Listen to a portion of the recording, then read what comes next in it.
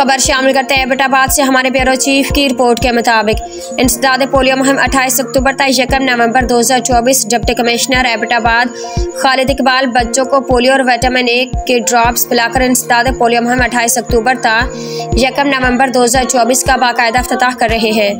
Deputy commissioner Abbottabad Khalid Iqbal 28 अक्टूबर तक 1 नवंबर 2024 इंसदाद polio मुहिम के इनेकाद के हवाले से डिस्ट्रिक्ट पोलियो एरेडिकेशन कमेटी के इजलास की सदारत कर रहे हैं।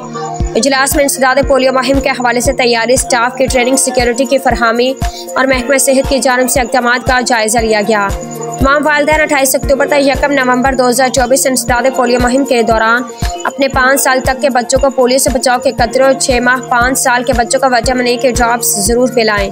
मुहिम के दौरान जिला भर में उम्र के कुल 2,25,469 से ज्यादा बच्चों को इंसदाद पोलियो के कतरे पिलाए जाएंगे, जबकि 6 माह तक 5 साल के 22,547 बच्चों को विटामिन ए के कतरे पिलाए जाएंगे और 13 माह तक 59 माह के 1,80,275 बच्चों को विटामिन ए के कतरे पिलाए